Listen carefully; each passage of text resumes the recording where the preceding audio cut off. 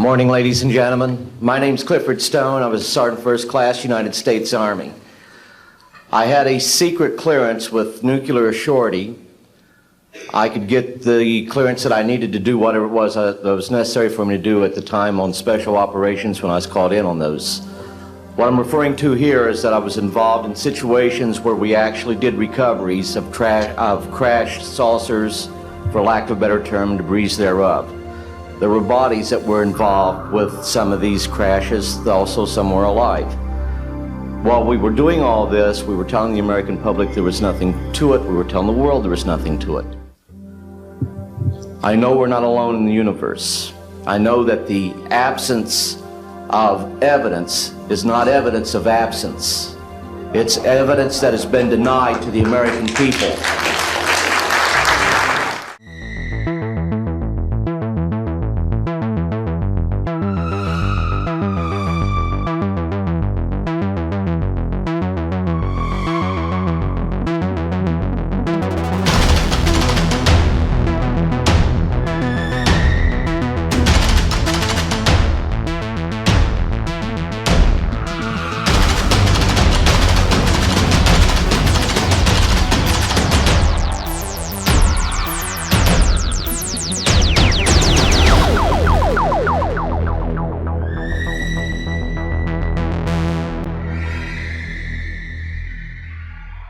Things getting out of there.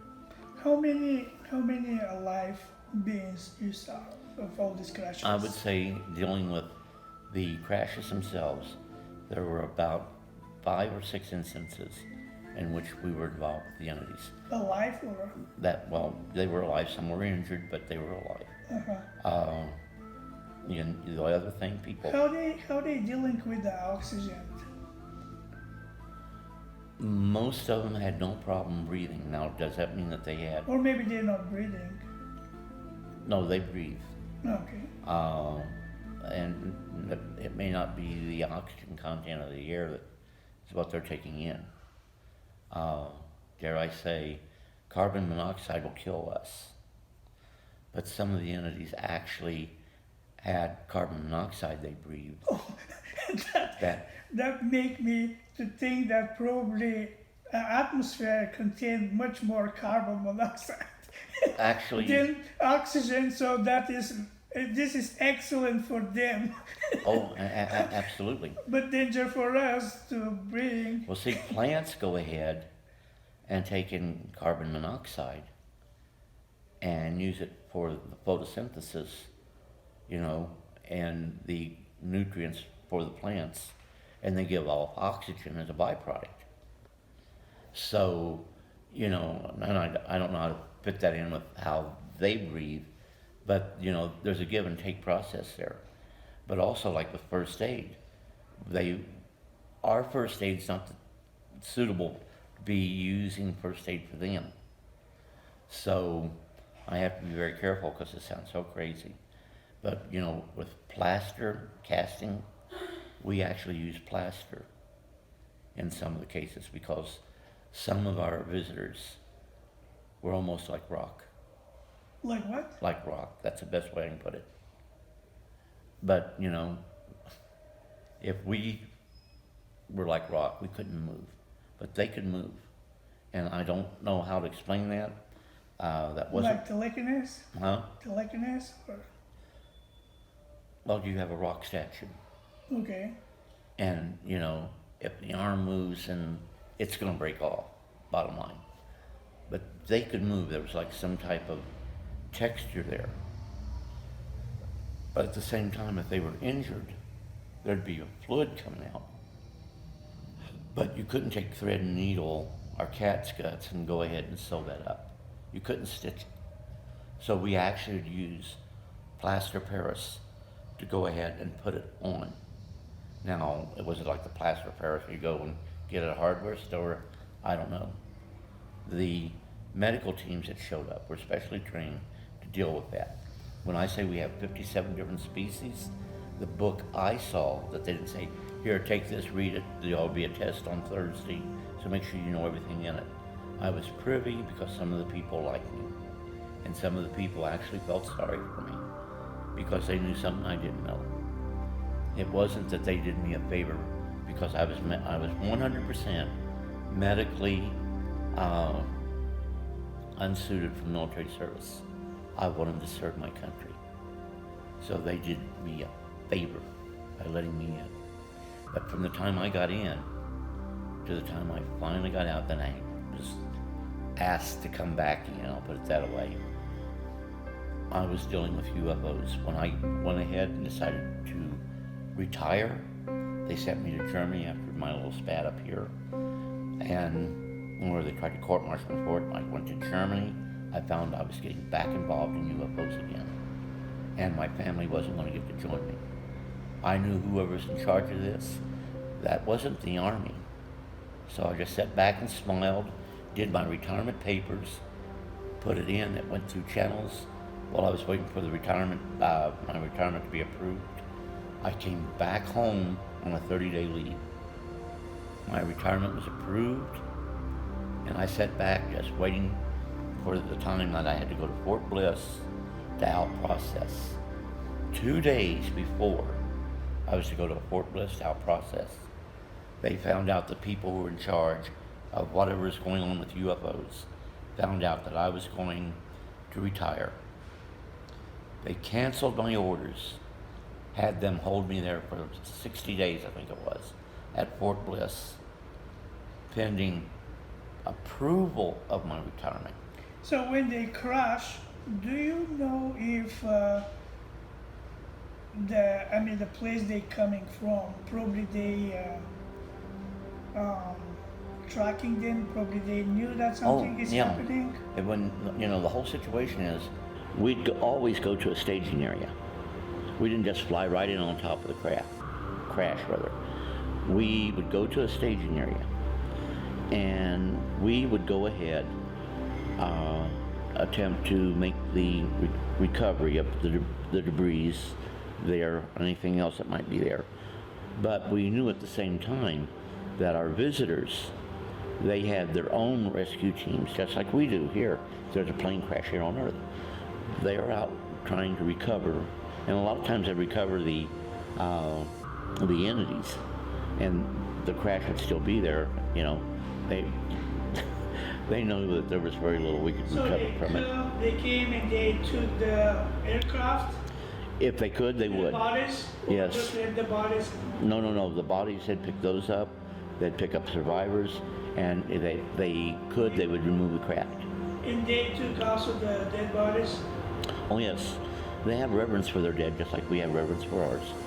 Good example, it was in, I think it was November 1963, and this actually was in the Blue Book files. One of the best kept open secrets within the U.S. government is the relationship that Edwards Air Force Base has with UFOs. But in November 1963, I believe it was, they had a UFO that came down on the dry lake bed there at Edwards Air Force Base.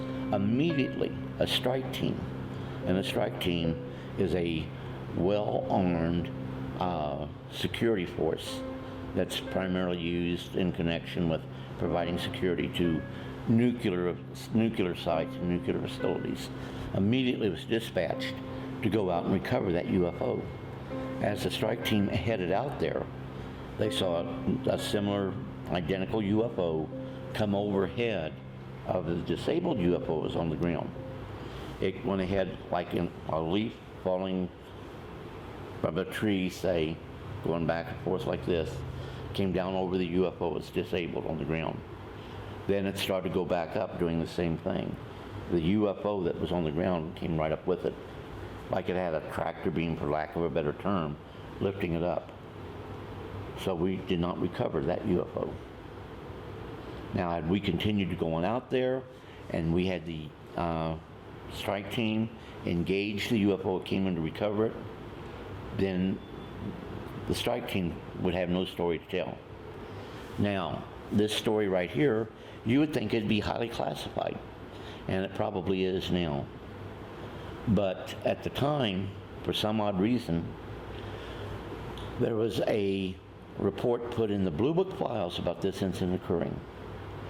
It would be in '66, I think, that Look magazine would have a story done by Professor Hynek in which Hynek himself talked about that case.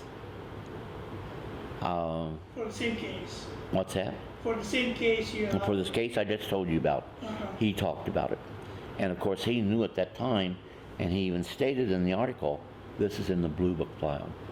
And what he was trying to show at that time, because he had already broke ranks with the Air Force, and he actually, Professor Hynek, who was the chief scientific consultant to Blue Book on UFO cases, he started off as a non-believer that UFOs would eventually go by the way of the sea monster.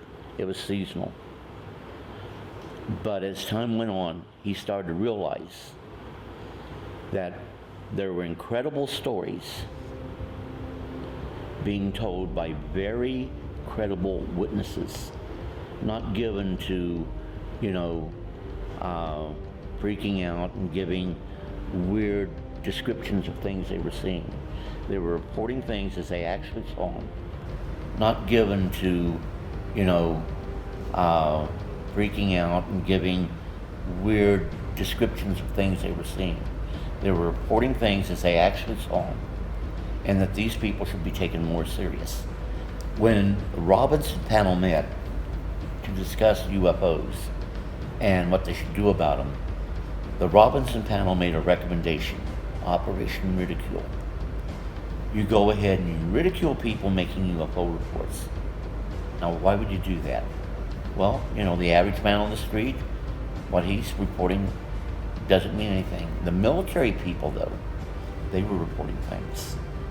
And of course, the Robinson panel couldn't distinguish between civilians and military. But in their heart, that's what they meant. We didn't need John Q. Public going ahead and telling us about anything they're seeing. That was not important. These were the people we wanted to ridicule. We wanted to go ahead and remind the military people who were making reports of their national security oaths. And what they were reporting, unless they were told otherwise, was to remain classified. But it had a slingshot effect, because now the military people felt, wait a minute, you're going to criticize UFO witnesses? Well, that includes us. One pilot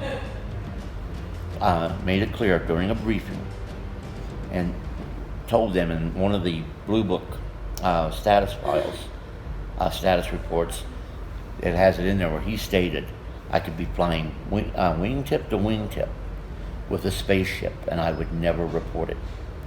Now, with these being the people who were sent on the intercept missions, who were to put their lives in between any type of potential threat and the security of the civilians that they were charged to protect, to have them go ahead and say, I wouldn't say anything, that's very dangerous. And the government got to the point where they realized this.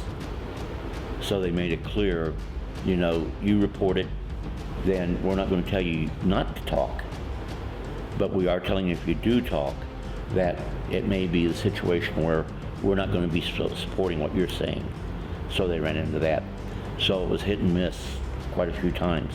But you did have pilots that came out and said UFOs are real, that we have pursued them. They were required to file a report under JANEP.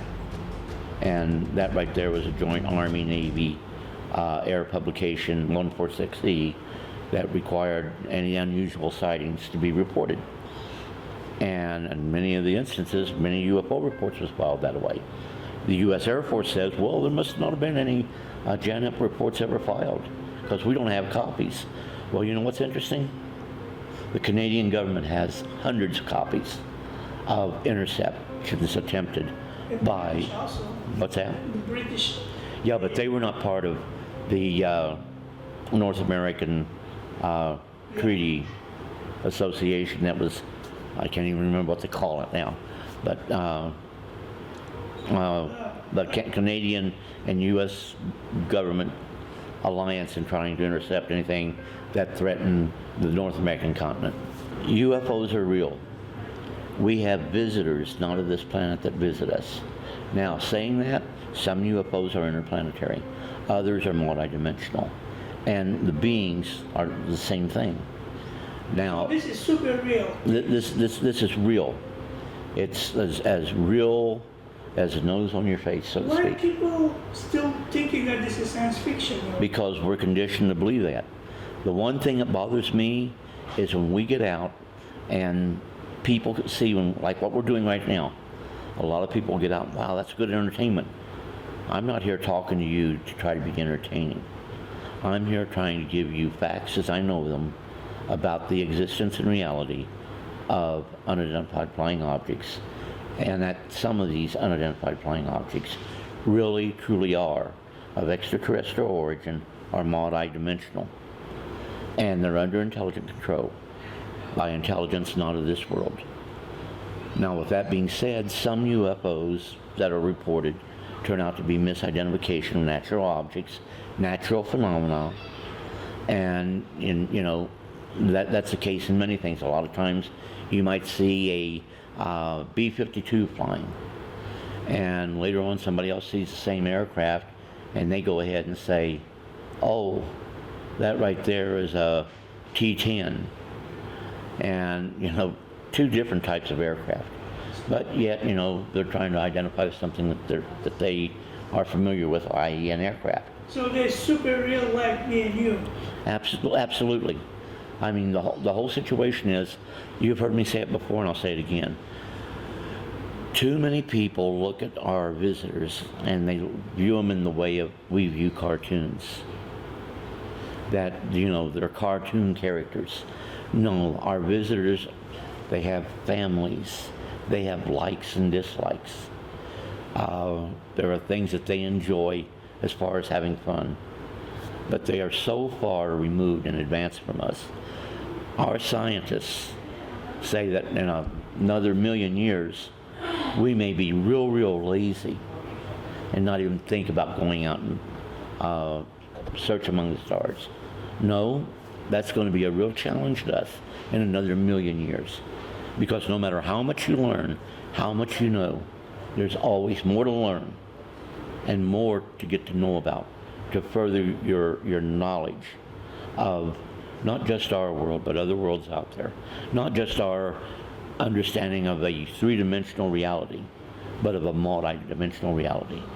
And in a million years, we're still not going to know everything. In a million years, science will still continue to progress. No, it's not going to die in a million years. We're not going to get to that plateau where there's nothing more to learn, nothing more to know. There's always going to be a step beyond. And as long as humanity maintains that thirst for knowledge, we're going to keep reaching further and further and further into the unknown for answers. The government doesn't even have to worry about that anymore. People will go ahead and start ridiculing these people when they come out, so the people don't want, people in the military, people in the know of what's really going on, when they get out, they want to live a normal life. When you make the decision that you're going to talk about UFOs and about their reality and about the entities that are actually flying these machines, the entities that many of us are having interaction with, then the whole situation is that these people are going to be ridiculed. It affects their family life. I know people who have lost their family because they couldn't deal with all the family. And it's not just you. Your children get ridiculed. Your wife gets ridiculed. And that's still happening. That's still happening today. The Central Intelligence Agency are the ones that are the keeper of the secret. Even when many of the presidents aren't being briefed, the director of the Central Intelligence Agency is in the know. The office that they have that does the real investigation and gathers all the data from the other intelligence units or intelligence activities in the field That's the Office of Scientific Investigation, which is an agency within the Central Intelligence Agency.